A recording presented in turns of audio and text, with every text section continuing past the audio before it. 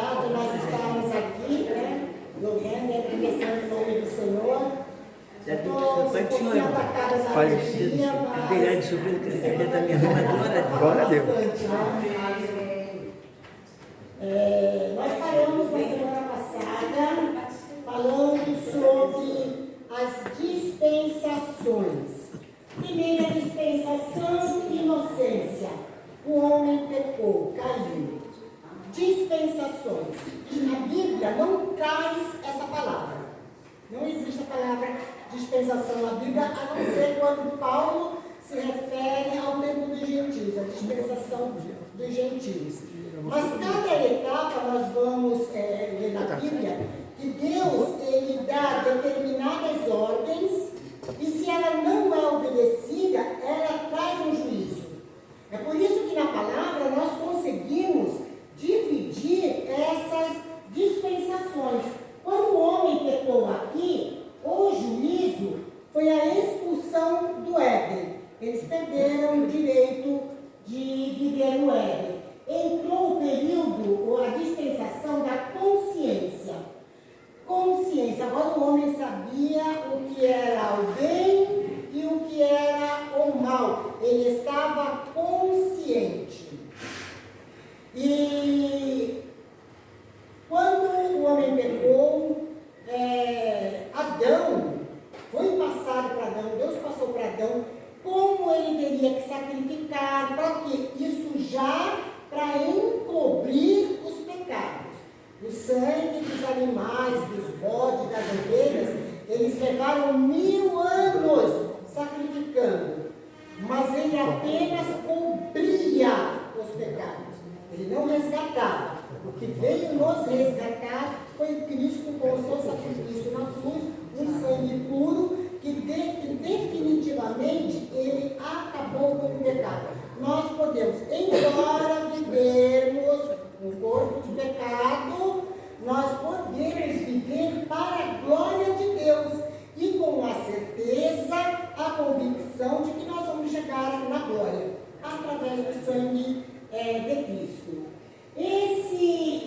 Essa segunda dispensação, nós vamos chegar em Gênesis 6 e nós vamos ver que Deus ele tem um sentimento porque chegou o dia de destruir a terra.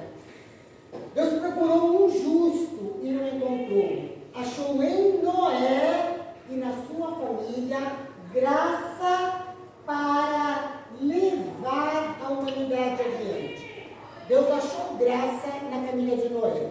Isso traz uma lição muito profunda para nós que somos chefes de família. Por quê? Porque nós vamos ver, logo depois que passa o dilúvio, que Cã, ele não tinha uma natureza tão boa assim. Cã, ele era um homem de má índole. Mas Deus diz que ele achou graça na família de Noé. Por quê? Os pais, pai e mãe, são cabeça dos lares, são a autoridade.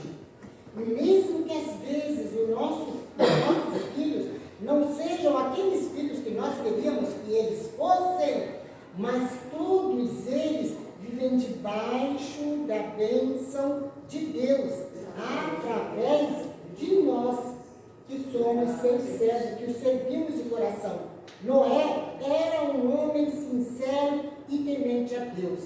E através de Noé, a Bíblia fala que Deus achou graça na sua família. Então salvou-se Noé com seus 3 filhos, as esposas de seus filhos e a sua mulher. Depois que passa o dilúvio, nós vamos ver algo bastante interessante. Vamos abrir a Bíblia em Gênesis.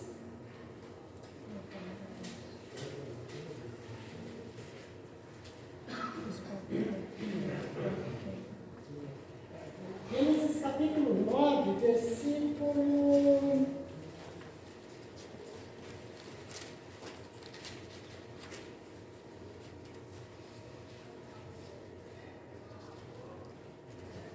versículos 2, 3 e 4.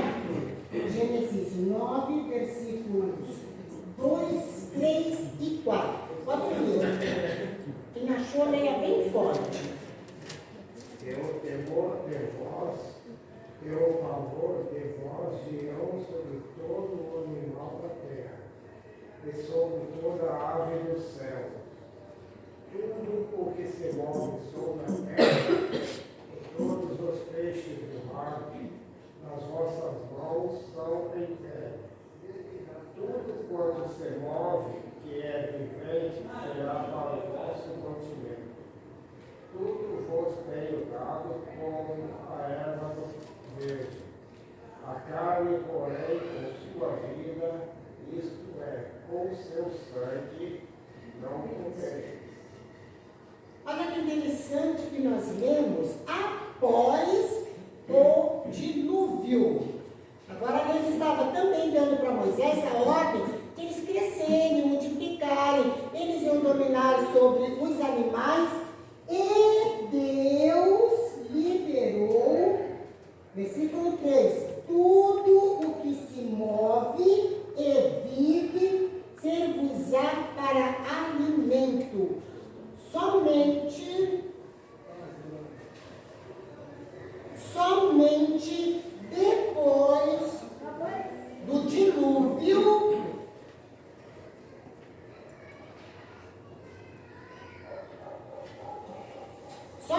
depois do dilúvio, é que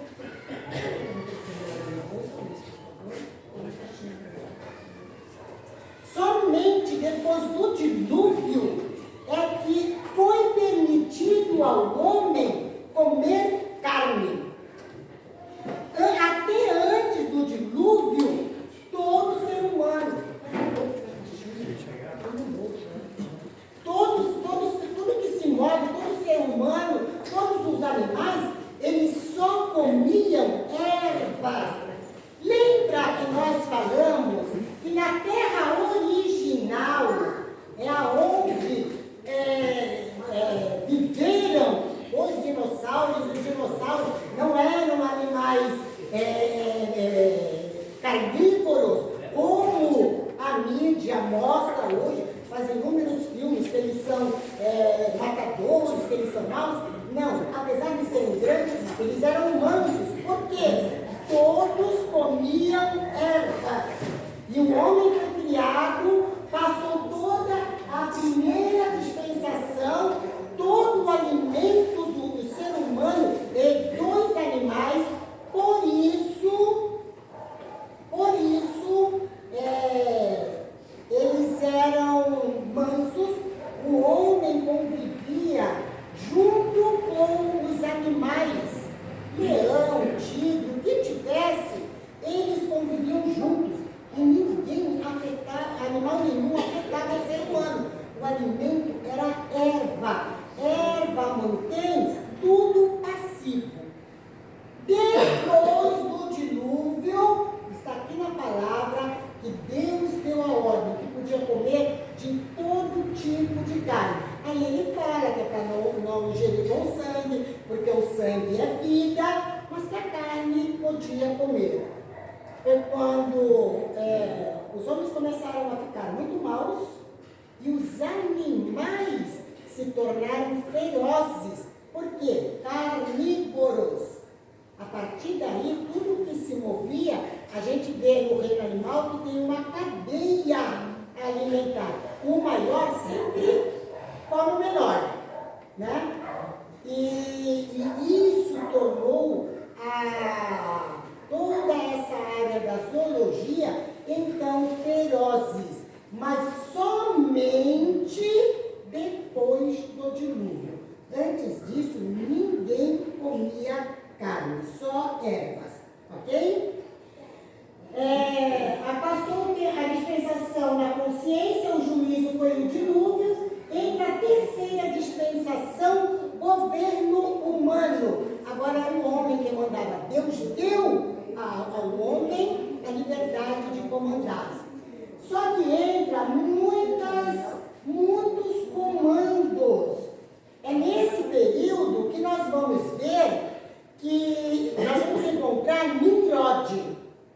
Nimrod, a Bíblia diz que ele foi um grande caçador, está no versículo. Ele foi um grande caçador diante do Senhor. Capítulo 10, versículo 8 e 9. Alguém pode ler, por favor.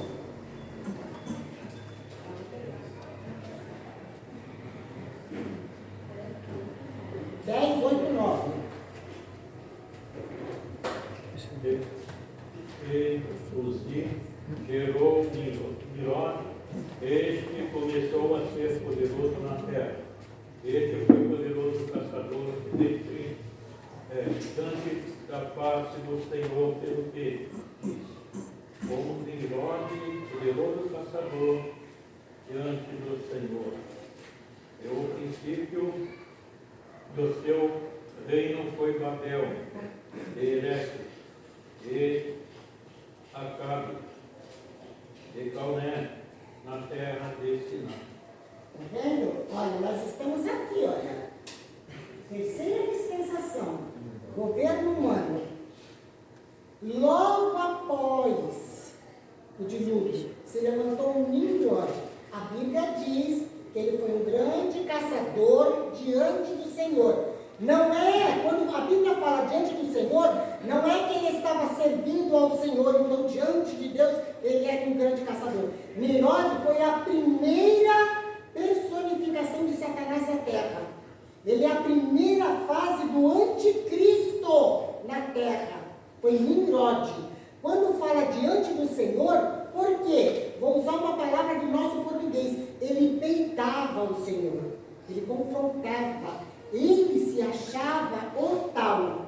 Nós vamos ver que o último versículo que o pastor leu vai dizer que ele fundou Babel. Essa torre de Babel aqui, olha.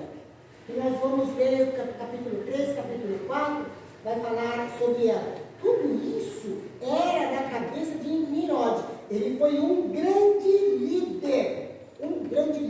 Um homem que muitos seguiam. Ele era a personificação de Satanás. Ele invertia a palavra de Deus. Deus falou, tanto para Adão quanto para Noé: olha, multiplicai, enchei a terra. Deus queria a terra cheia. O que Nimrod falou? Olha, nos ajuntemos e vamos levantar uma torre que chegue até o céu e nós vamos viver ali, para que não sejamos espalhados na terra. Então, a palavra de Nimrod era totalmente ao contrário da palavra de Deus. E com essa voz forte, essa voz de liderança que ele tinha, muitas pessoas seguiram ele. Ele realmente começou uma grande obra, e naquela inteligência que ele tinha, queimaram tijolos, criaram o betume, e então eles começaram a construir. Aí Deus falou assim: olha, desçamos, nós vamos ver a mesma palavra do início. Quando Deus criou o homem, Deus falou assim: façamos. E quando chega em Babel, aí ele fala: desçamos a terra e vamos parar esse projeto do homem, porque ele vai longe no seu intento. Eles não chegariam ao céu jamais. Deus não temeu eles porque iam chegar no céu. Eles iam só se destruir, eles não iam conseguir. Mas o que Deus queria dizer é que aquela intenção má do ser humano, ela tinha que ser parada.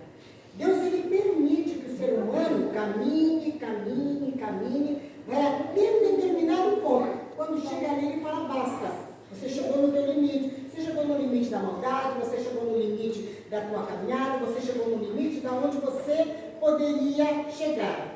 Deus sabe até onde o homem pode chegar, mesmo o homem mau.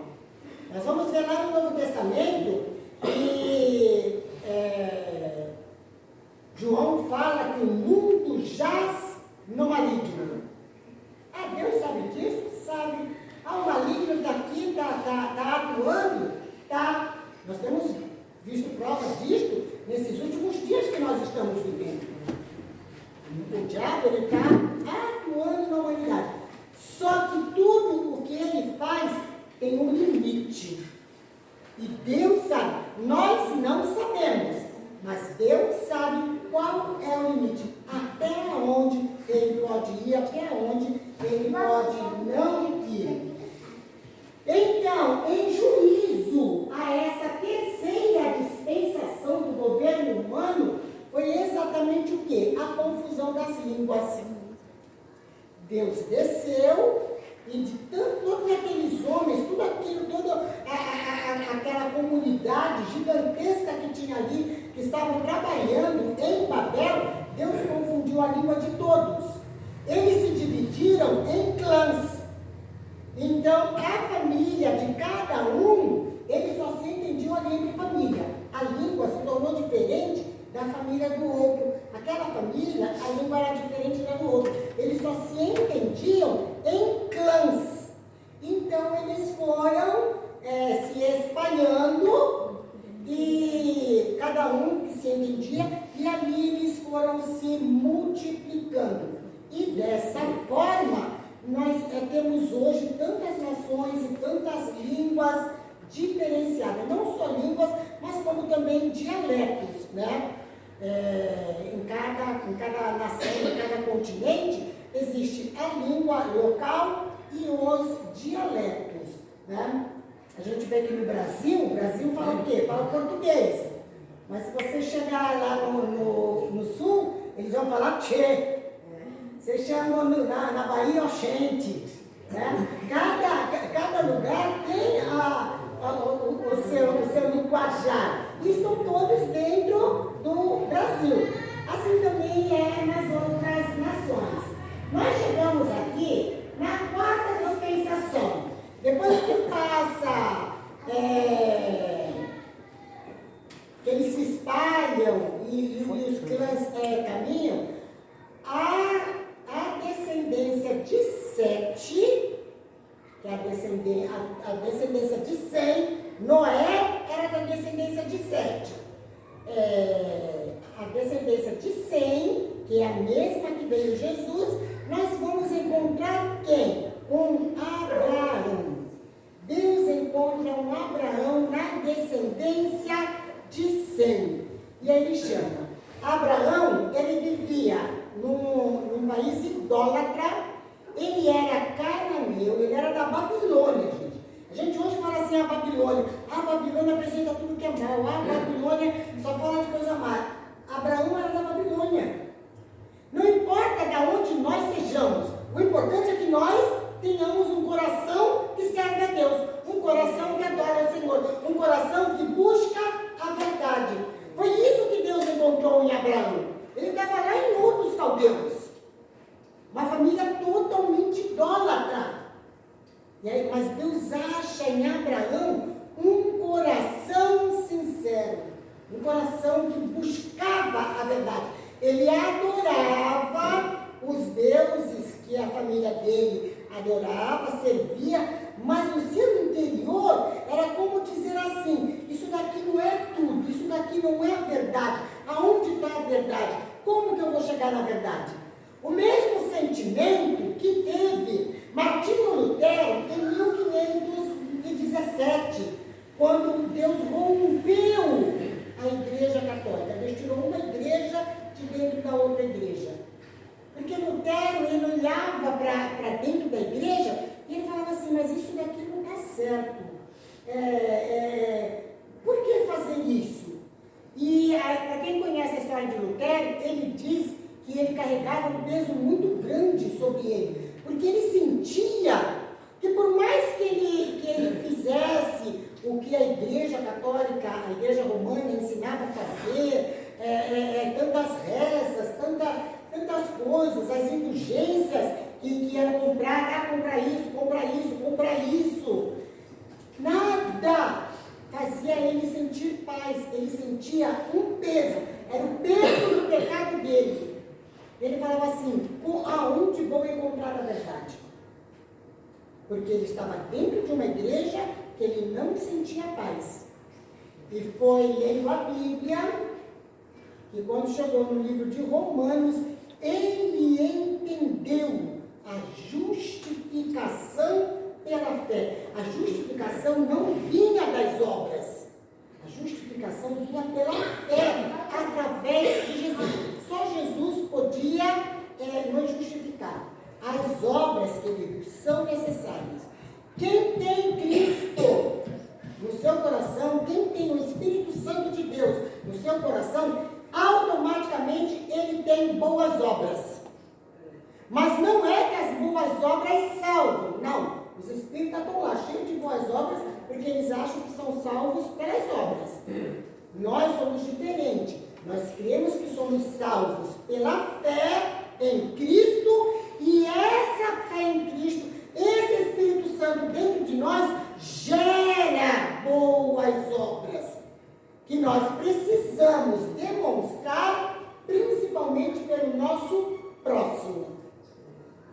Então, não é falar assim, eu só tenho a fé, eu não preciso das obras. Precisamos sim, mas não é obra de bondade humana, é a obra que é gerada pelo Espírito Santo de Deus.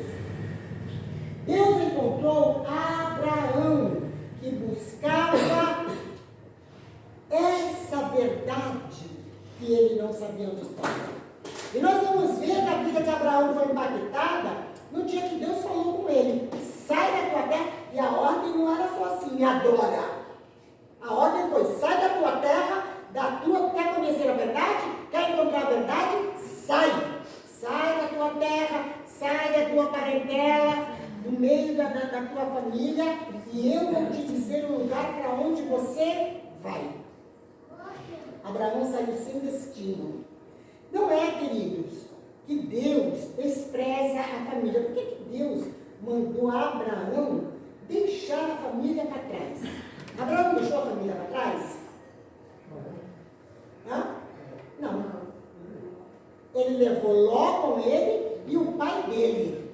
Terá acompanhou Abraão até quando Abraão chegou em Harã. Deus deixou Abraão seguir do mesmo jeito. Deus deixou Abraão seguir. Por quê? Deus, ele analisa tudo o que nós temos de natural e comum nas nossas vidas físicas. O que Abraão tinha? Ele tinha amor pela família dele. A Bíblia não fala que ele levou a mãe, porque provavelmente Abraão não tinha mãe, mas ele tinha um pai. Ele levou o pai. Ele levou Ló, o sobrinho, porque o irmão já era morto. O sobrinho não tinha pai. Então ele levou Ló com ele. O que é isso? Compaixão, empatia. Isso é algo natural dos seres humanos que nós precisamos ter e que Deus usa aquilo que nós temos. Então Deus permitiu Abraão caminhar com eles. Quando chegou em Harã, Abraão ficou ali até que Terá morreu. Gente, eu já ouvi pessoas em púlpito pregando que Deus falou com Terá, para Terá sair daquela terra, e ele saiu e levou Abraão, e depois de Abraão, Deus fez um grande povo. Deus falou com Abraão. O chamado foi Abraão. Abraão é que levou o pai e levou o sobrinho consigo. Eles fizeram uma estadia em Harã, ficou ali até quando Terá morreu. Quando Terá morreu, então nós vamos ver que Deus permite que Abraão prossiga a viagem. Harã estava aqui, ele saiu daqui de Ur, ele chegou até Harã, ficou estacionado aqui até quando o pai morreu, e aí ele segue e chega até Canaã, aonde Deus determinou para ele o caminho. Deus permitiu que Ló chegasse até lá com ele, permitiu. Por quê? Porque com a história de Abraão e Ló, nós vamos ver que Deus, quando nós insistimos em alguma coisa com Deus, Deus me dá, Deus me dá, Deus me dá, Deus me dá, Deus até dá. Porque a gente filho, olha, eu sei que se eu tiver isso não vai ser legal, não vai ser bom para você, você vai se dar mal. Mas a gente, como não tem a visão do amanhã, eu quero, e às vezes Deus, Ele permite, e a gente quebra a cara. Essas são as vontades permissivas de Deus. Não é a vontade de Deus para nós, mas é a vontade permissiva. Por que Deus permitiu que Ló chegasse até em Canaã? Se Terá morreu aqui, por que Ló chegou aqui? Para ficar de lição para nós, que quando Deus nos dá uma ordem, nós temos que obedecer. Porque se nós não obedecermos, algo vai dar errado. Aí Abraão chega com Ló em Canaã e fala assim, olha, está tudo bem, nós somos prósperos, somos todos criadores de gado, estão todos trabalhando. E aí? O que a Bíblia diz? Houve contenda. Eles já não podiam mais viver juntos. Tudo que é da vontade humana, sempre vai haver uma contenda. Sempre algo não vai dar certo. Aí a gente pede algo para Deus, Deus eu quero, Deus me dá, Deus permite, eu quero isso para a minha família. Ah, me dá, Senhor. Aí eu quero uma casa, eu quero uma casa, eu quero uma casa ali. Eu quero ali, Senhor. Aí Deus dá a casa. Mas aí quando chega lá, surgem inúmeras situações. Inúmeras situações. Fala assim, nossa, mas a casa que Deus me deu, aí por que está acontecendo tudo isso? Mas era a vontade de Deus? Era a nossa vontade. Era a nossa vontade. Então, às vezes, é mais vantajoso a gente estar em um lugarzinho ali quietinho, simples, pequeno, e ser a vontade de Deus, do que estar em qualquer outro lugar tão bonito, tão belo, tão próspero, e depois a gente fala assim, olha, me dei mal, olha o que Deus me deu. Não foi o que Deus deu, foi o que Deus permitiu, porque era o que nós estávamos querendo e pedindo. Então, nós precisamos, queridos, obedecer à primeira instância aquilo que Deus manda, a ordem que Deus dá. E se tivermos planos, vai fazendo os planos, vai colocando na mão do Senhor. Senhor, abre as portas. Se for da tua vontade, abre as portas. Se não for, fecha as portas, Senhor. Porque se for da vontade de Deus, Deus vai abrindo as portas. Começou com empecilho aqui, empecilho aqui, empecilho aqui. Para, pensa, conta até 10, vai para a presença do Senhor, porque alguma coisa Deus está falando. Deus, quando chega numa determinada altura, Deus manda, Deus permite que os dois se dividam. E aí Abraão chega para lá e fala assim, olha, escolhe. Toda a terra está aqui, escolhe. E Ló escolheu os vales, eram tudo verde, bonito, olha, tem muito pasto para os animais, vai para os vales, eu fico aqui. Aí nós aprendemos o quê? A montanha, às vezes, fala assim, é um caminho mais dificultoso, na montanha não tem tanto verde quanto tem no vale, mas Ló se deu mal no vale. Ló se deu mal no vale. Abraão se deu bem na montanha. Não importa o lugar aonde nós estamos, a bênção nos acompanha. Nós não precisamos correr atrás da bênção. Ló olhou os campos verdejantes, olha, isso daqui é muito belo, é abençoado. A bênção estava com Abraão, não era só porque ele era Abraão, mas porque ele servia. Ele falou assim, olha, deixa, eu vou fazer aquilo que Deus quer. Então, não é o lugar que nos deixa abençoado. Nós é que somos a bênção no lugar em que nós estamos. Então, são lições preciosas que nós aprendemos na vida de Abraão e de Ló. Abra uma Bíblia no capítulo 15 de Gênesis. Nessa caminhada de Abraão com Deus, essa é a dispensação patriarcal dos patriarcas. Porque vai entrar nessa dispensação Abraão, Isaac, Jacó E José também, que ele é incluído nos patriarcas.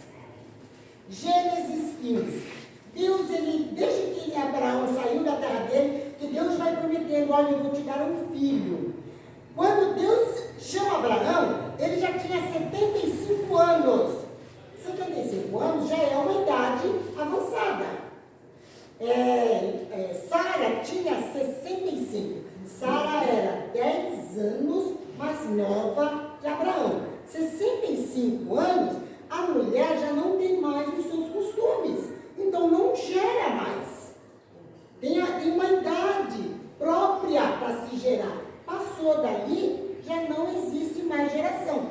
Quando Deus chama Abraão, Sara já não era mais fértil para dar à luz. Mas Deus coloca esse casal à prova.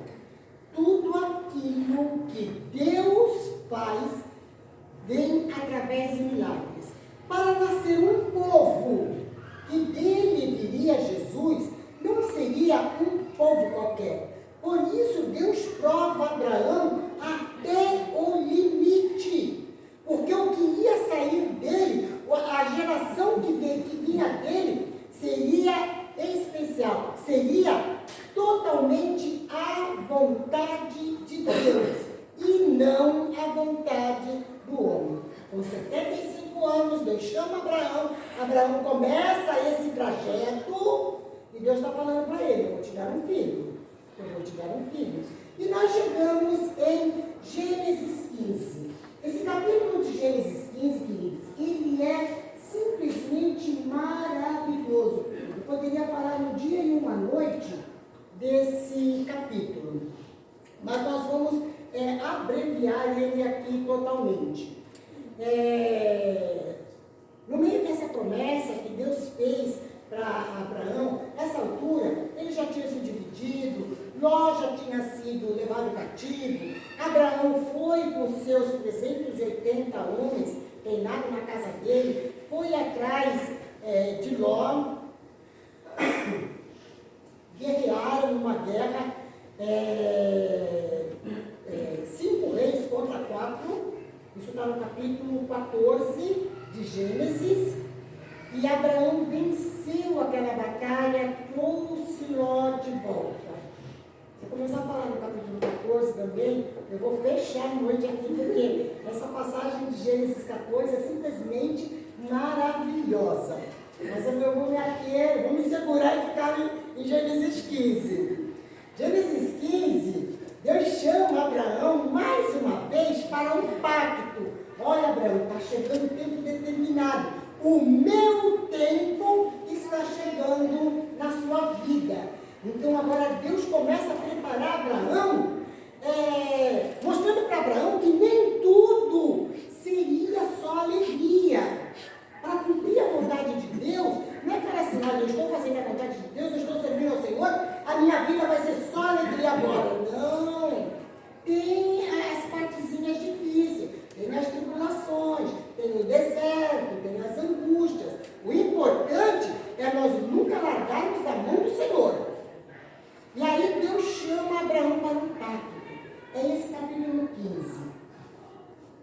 Ele pede para Abraão montar alguns altares. Eram 4 altares. Antigamente não tinha cartórios que não se faziam contratos, né? Então como que eles firmavam um contrato? Um contrato humano. Era feito com 2 altares somente. A Deus ele pediu que Abraão Abraão levantou pelo menos 4 altares. 4 pares. Um era de frente para o outro. Quando 2 pessoas iam fazer um pacto, o pastor vai fazer uma sociedade com o Luiz.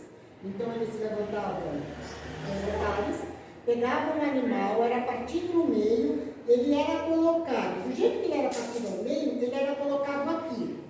Então os 2 tratavam aqui, como que vai ser o nosso contrato? Vai ser assim, assim, assim. Então tá bom. Um passava e depois o outro passava. Quando os 2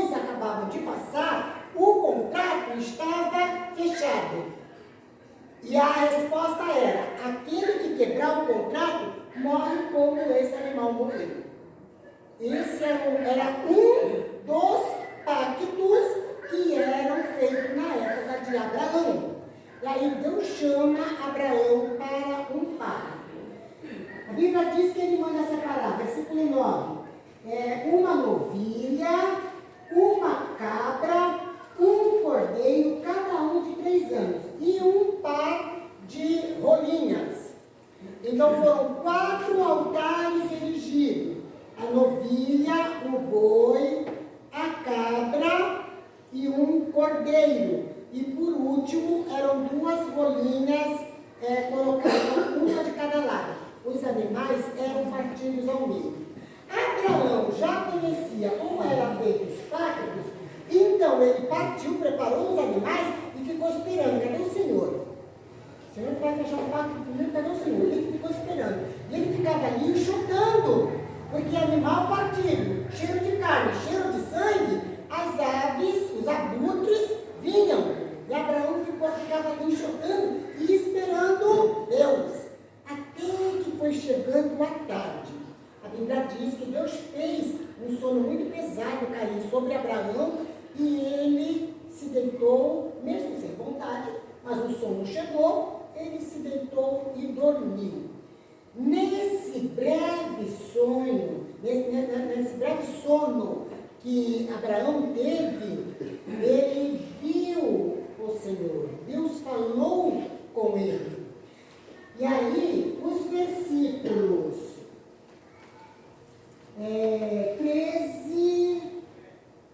13, 14, do versículo 13 em diante, eu vou ler e os irmãos acompanham. Então lhe foi dito, o Senhor falando para Abraão: sabe com certeza que a tua posteridade será peregrina em terra alheia, e será reduzida à escravidão, e será afligida por 400 anos. Mas também eu julgarei a gente a quem tem de sujeitar-se, e depois sairão com grandes riquezas, e tu irás para os teus pais em paz. Serás sepultado em ditosa velhice. Na 4ª geração, tornarão para aqui, a terra onde Abraão estava, terra prometida, porque não se encheu ainda a medida da iniquidade dos amorreus. Então, Deus agora estava revelando para Abraão que a descendência dele ia ficar 400 anos escravos. Eles ficaram aonde? No Egito.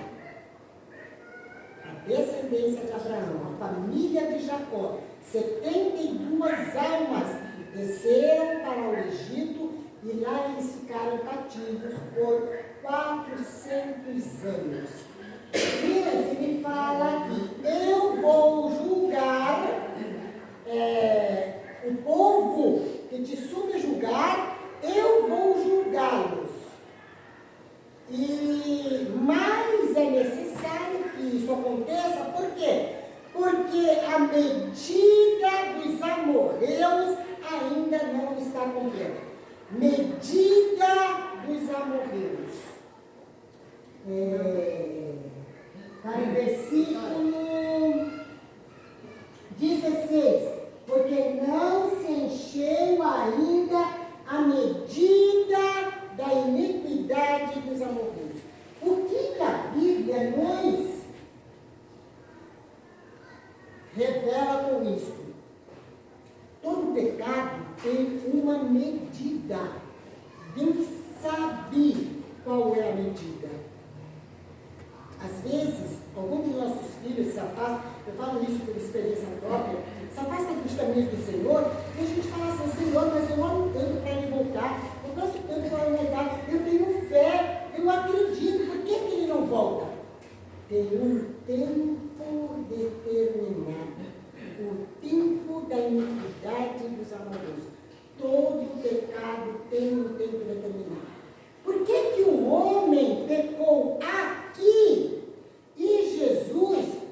veio aqui 4.000 anos depois, porque tinha um tempo determinado. A medida do pecado, a medida, não é que Deus quer que o povo peque, mas em vista de toda a humanidade, quando nós vemos aquele que crê e aquele que não crê, Deus, ele se manifesta ali, no que crê e no que não crê. Por que Paulo fala? Muitas pessoas não entendem, e Paulo fala da predestinação. Ele fala assim, Deus fez uns para ser salvos e uns para ser perdidos. Não. Deus fez todos. O desejo de Deus é que todos fossem salvos. Mas ele sabe que muitos não vão aceitá-lo como Salvador. Não vão aceitar ele como Deus. Deus deixa viver assim mesmo. Então, na vida desse que não crê, Deus deixa ele viver, porque vai passando o tempo, Deus ele vai se manifestar a esses que não creem. Você não crê em mim, mas você vai ver a minha glória.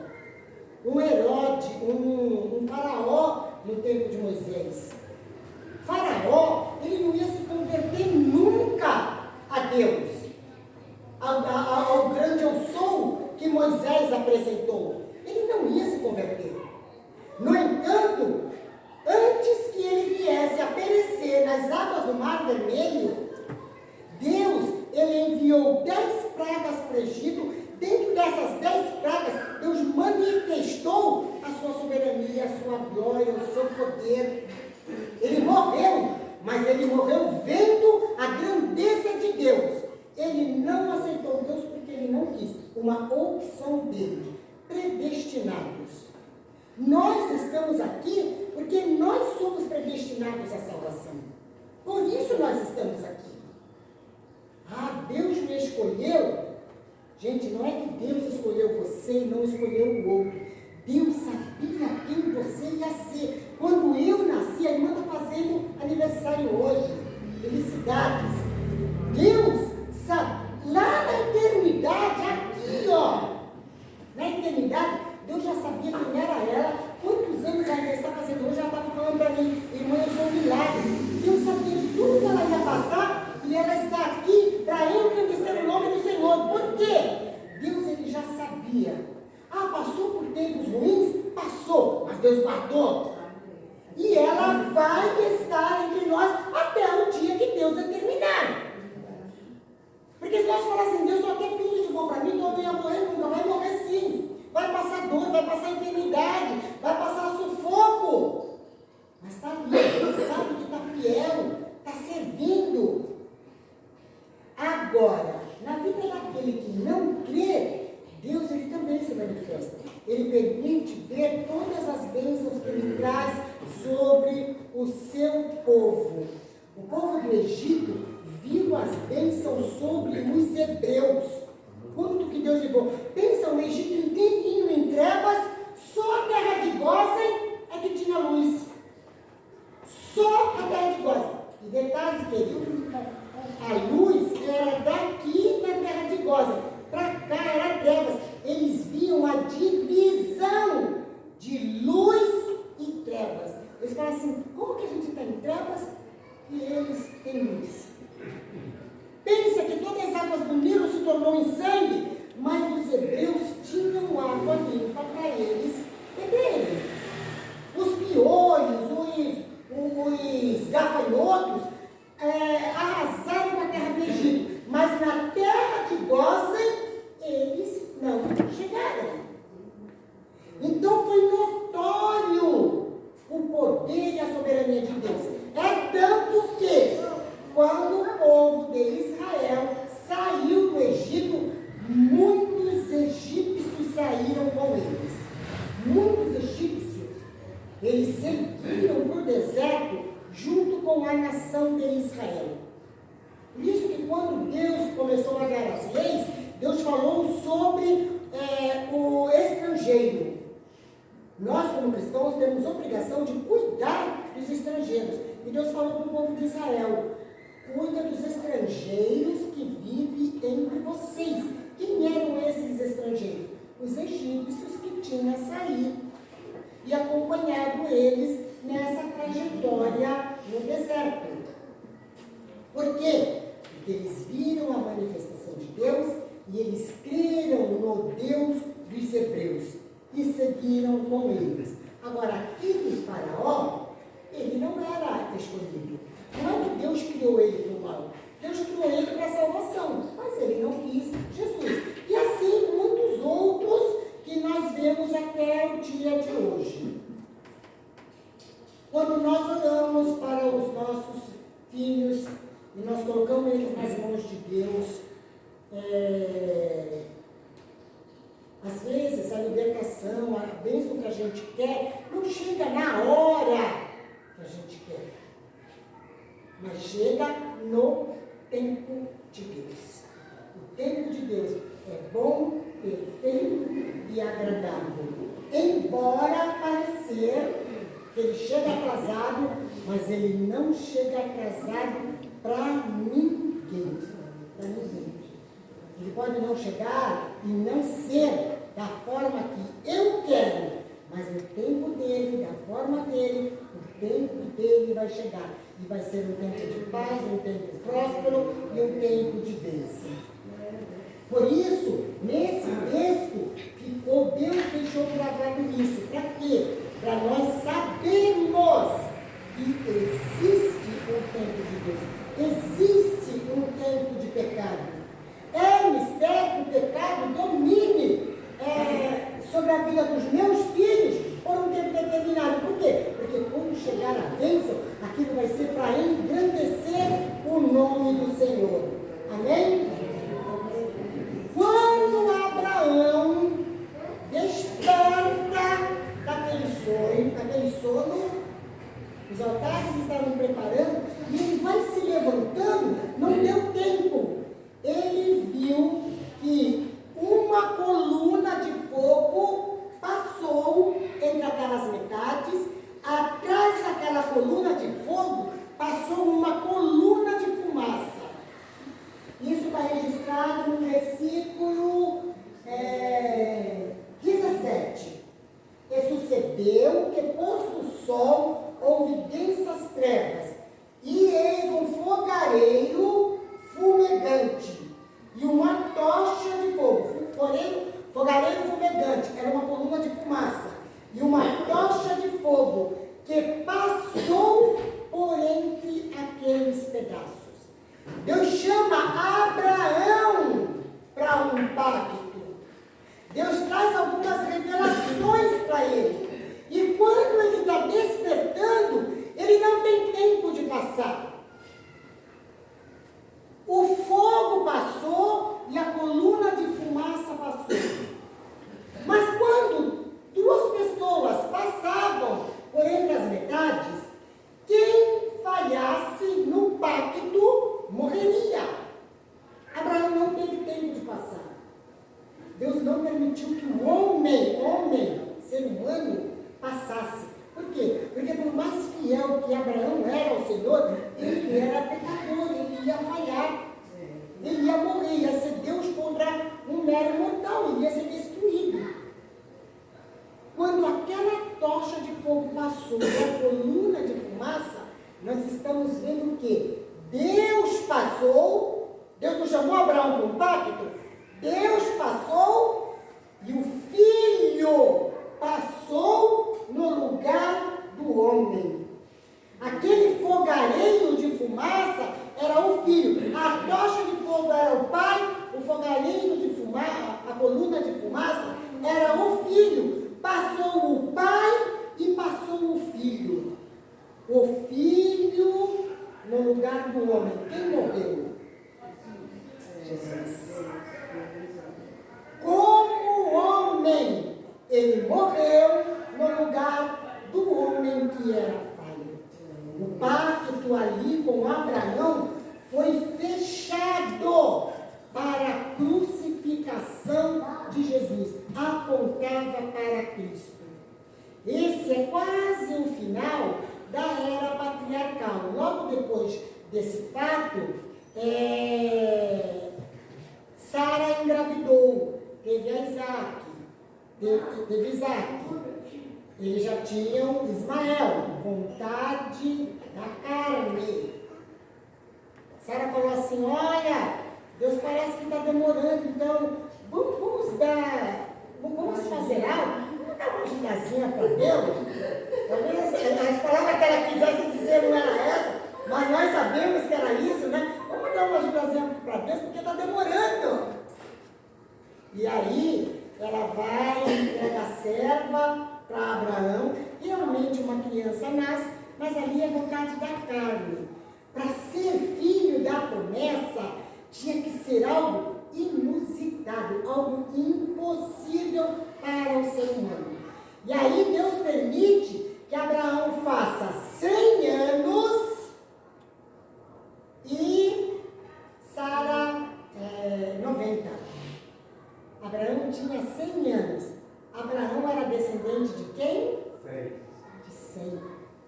O 100 no nome do filho de Noé era profético para a chegada do filho do homem, filho de Deus na terra. Haveria uma contagem de 100, a idade de Abraão, quando gerou Isaac, porque foi a partir daí que a genealogia de Jesus começou. 100 anos Abraão tinha, Sara 90, e Sara gerou, ela teve o prazer de carregar o filho no seu ventre, de amamentar, de cuidar. Promessa cumprida de Deus. E aí nós vemos, não dá para me contar todas as histórias, porque senão a gente não termina nunca, né? Nós vamos chegar em Jacó, que agora tem uma grande fome na terra de Canaã, e José já tinha sido vendido para o Egito, e agora a família de Abraão vai para o Egito. Os primeiros anos da família de Jacó no Egito não foram de escravidão. Eles eram visitantes ilustres no Egito.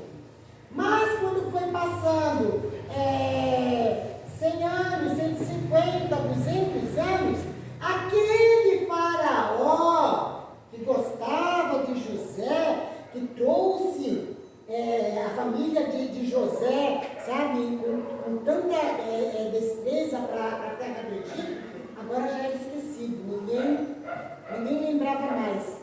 E um detalhe, aquela família de Jacó na terra de Gósen, agora já era um povo, eles eram tão grandes, eram tão numerosos, que agora o faraó olhava para eles e falava assim, eles podem se levantar contra nós. O que a gente vai fazer? Como eles são visita e eles são obedientes, eles são submissos, nós vamos pôr eles para trabalhar.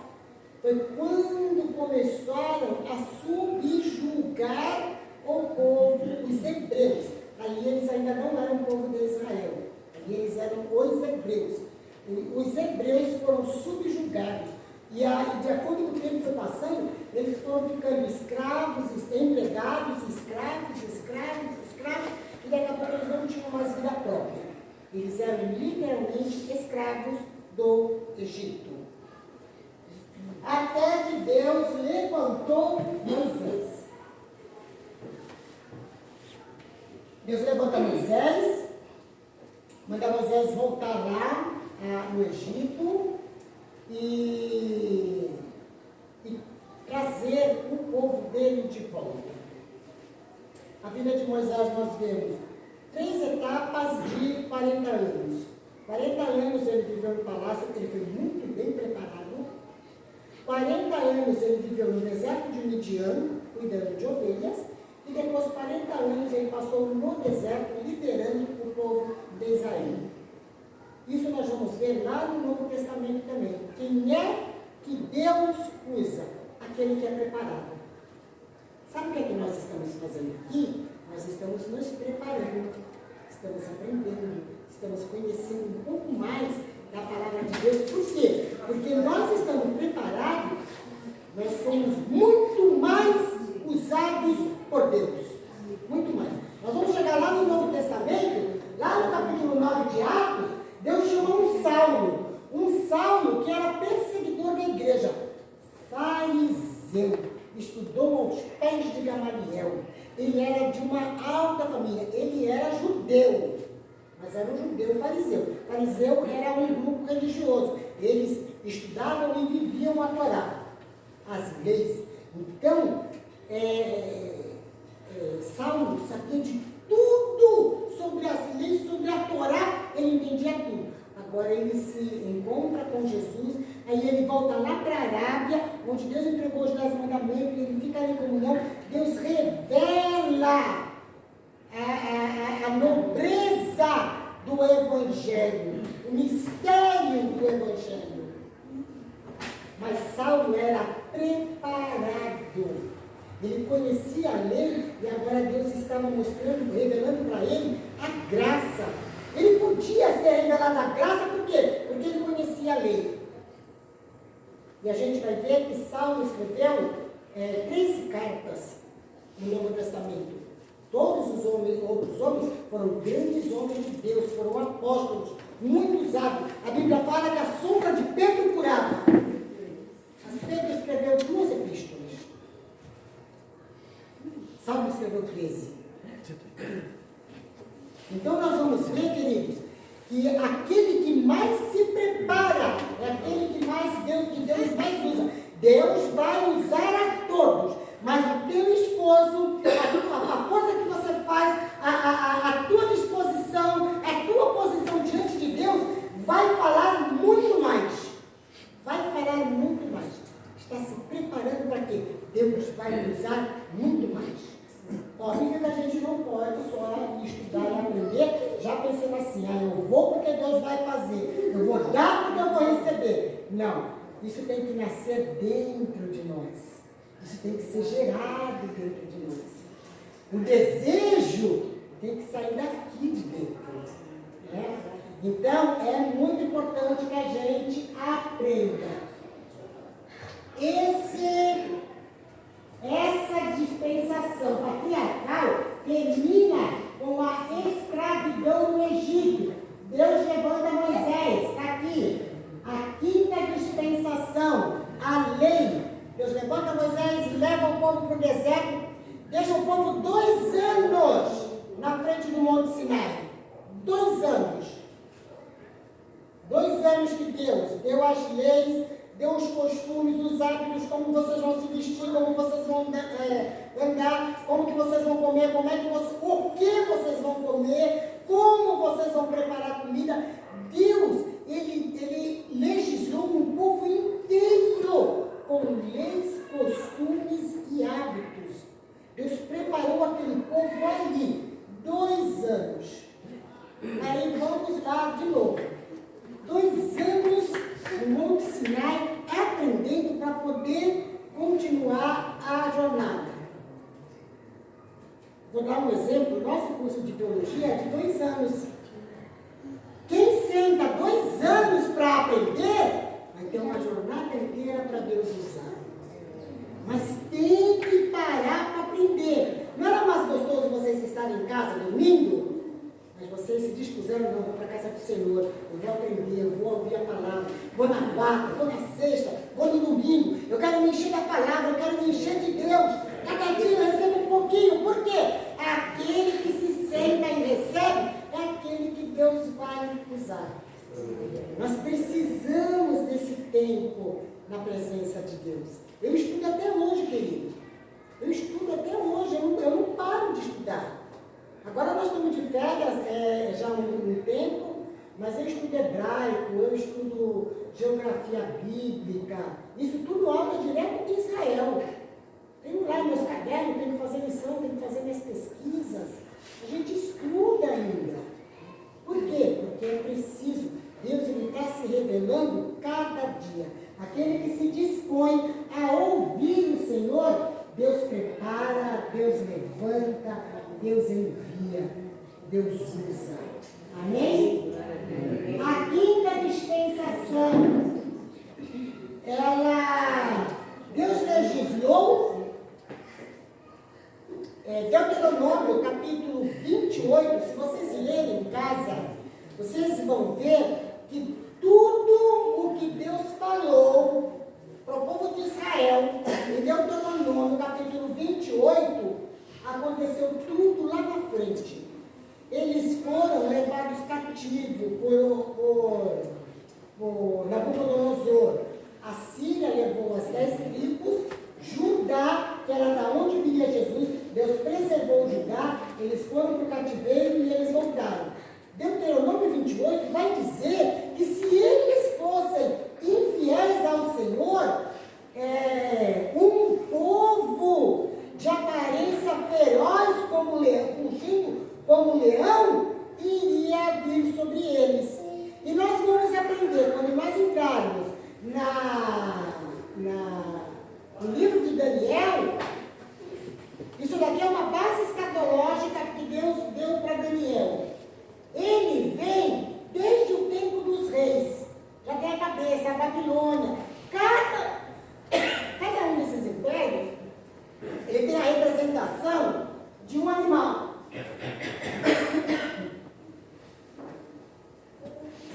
E a Babilônia, Nabucodonosor, o que representava ele era um leão.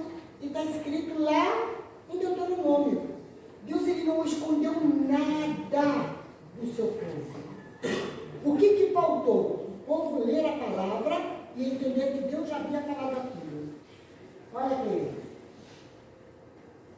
Nós temos a palavra de Deus nas mãos. Tudo o que a igreja precisa saber, o que nós precisamos saber está aqui. A revelação até o último dia de Apocalipse está tudo aqui. Basta nós estudarmos, nós lermos e entender o que é que Deus está falando na palavra. Porque aquele que não lê e que não sabe, vai sofrer, ainda vai blasfemar, vai pecar e vai continuar sofrendo, porque a palavra que Deus falou, ela vai se cumprir. Então, em todos os momentos, em todos os tempos, é necessário que nós conheçamos a palavra de Deus. A dispensação da lei, qual é o juízo dela? Eles perderam a nacionalidade.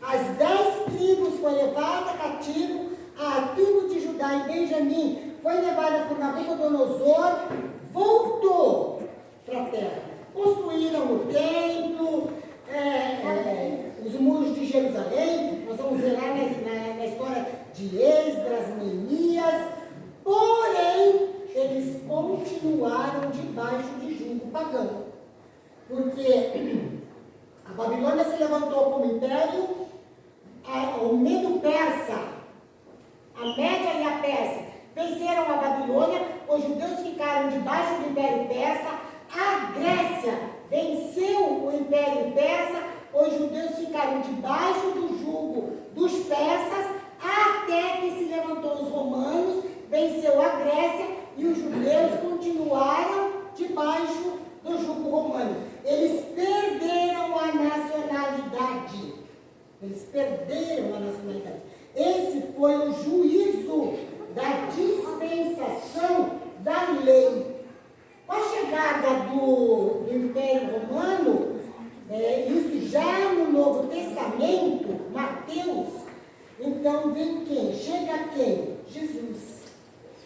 Aí chega a graça. Nós entramos, a partir daqui, nós entramos, é o Império Romano que comanda, nós entramos na era da graça. Os judeus achavam que quando Jesus chegasse aqui, ele ia chegar como um rei. Do jeito que um império venceu o outro, eles achavam que Jesus ia se levantar e ia vencer o Império Romano. Eles queriam isso. Vai chegar o Messias prometido de Deus e vai nos libertar do Império Romano. Deus não faz como o homem quer. Deus não faz como o homem quer. Deus faz como ele sabe que a história vai correr.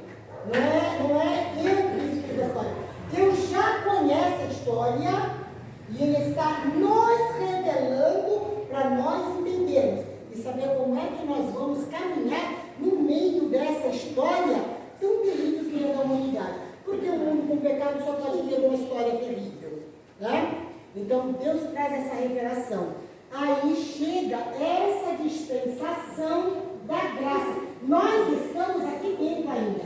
Essa dispensação não terminou. Nós estamos vivendo a dispensação da graça. A última dispensação é o milênio. Que como eu já falei para vocês, nós entendemos era aqui.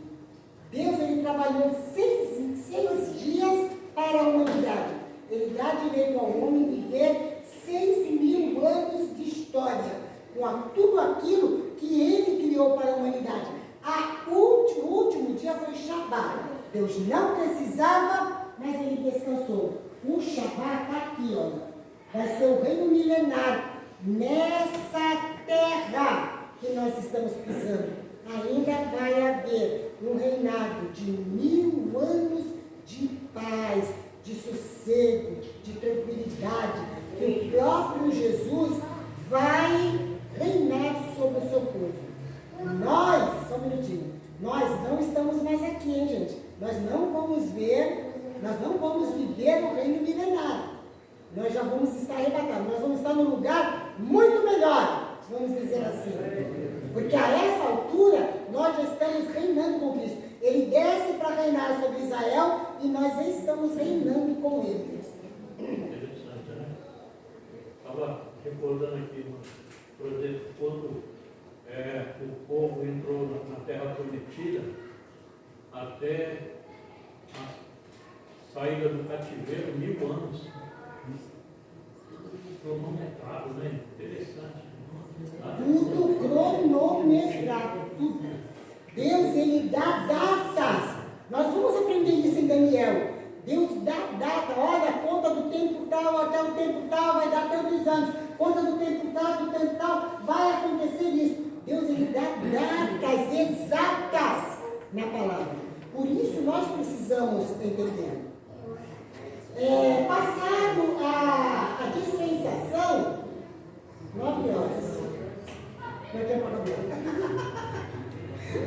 Nós vamos falar sobre. Passa outra imagem aí. Que aí nós vamos estudar mesmo na próxima aula. Sobre o relógio escatológico de Deus. Desde o princípio, Deus sabedor de todas as coisas, ele entregou para Moisés, lá no Monte Sinai, naqueles 2 anos que eles ficaram parados no Monte Sinai, Deus entregou para Moisés datas específicas que contam toda a história da humanidade. Deus dá um relógio. Esse desenho foi eu que fiz, viu, gente? Mas é um desenho que está segundo a Bíblia. Se vocês quiserem ir em casa, vocês lerem o livro o capítulo 23 de Levítico, vai ser isso daqui. Nós vamos aprender isso daqui dentro do capítulo 23 de Levíticos. Deus dá a Moisés esse relógio. Olha, ano solar e o calendário hebraico. Ano solar é o nosso. Está aqui, olha, janeiro, fevereiro, março, abril, maio, os nossos meses do ano. O calendário hebraico, ele começa entre março e abril. Está aqui, olha.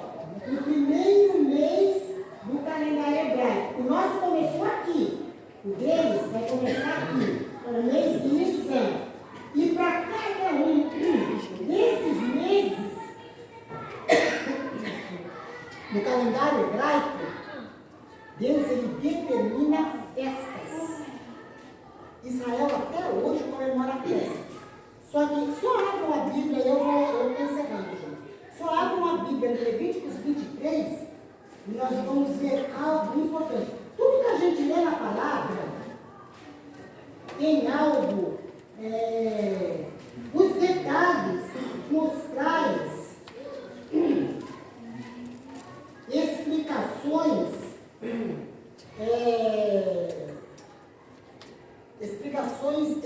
palavra, como que eu falo? É uma revelação total de Deus. Então nós precisamos nos ater nos detalhes. Levíticos 23, versículo 2, diz assim, podem me acompanhar. Fala aos filhos de Israel e diz-lhes: as festas fixas do Senhor, que proclamareis, serão santas convocações.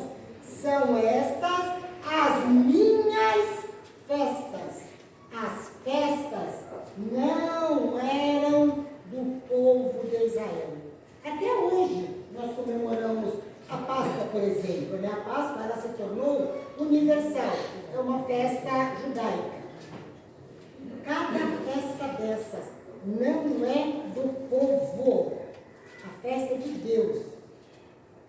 É uma aberração para cristão comemorar a Páscoa, gente. Mesmo que a gente fala assim, eu estou explicando que Páscoa é a ressurreição de Jesus. Nós temos que falar na ressurreição de Jesus. Ela é a ressurreição de Jesus.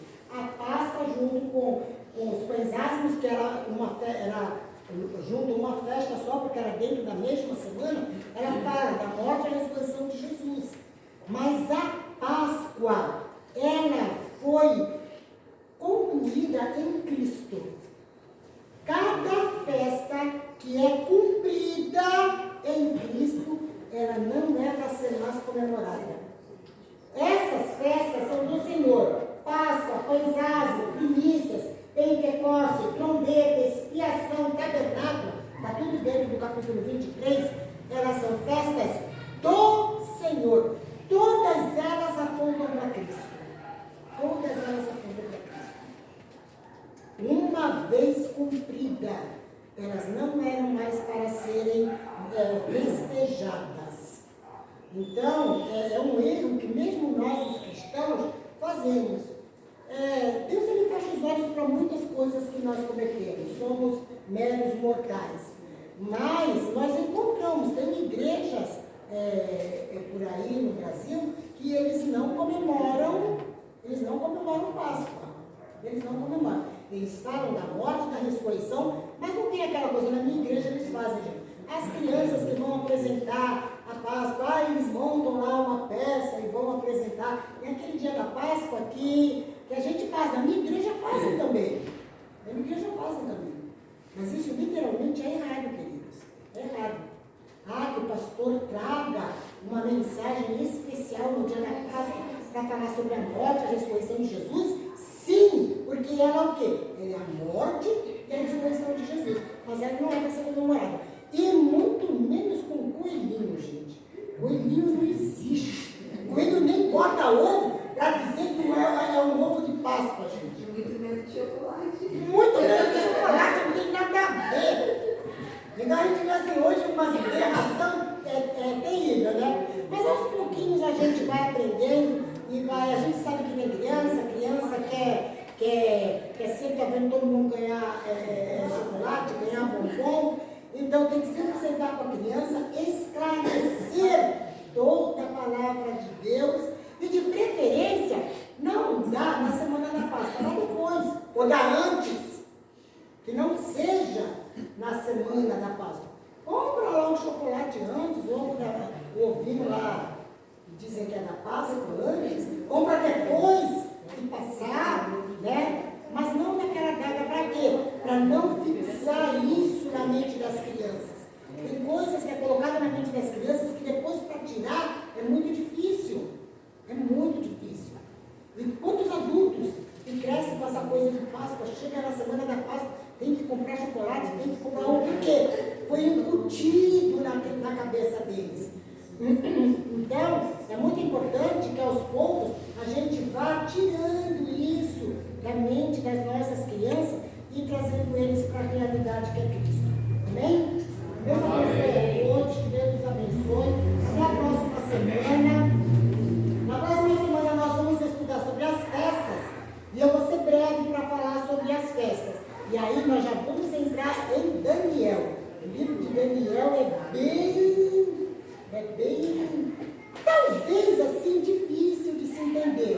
Mas o Senhor vai nos dar compreensão passo a passo para nós entendermos tudo o que Deus deixou na palavra para nós entendermos. Amém, queridos?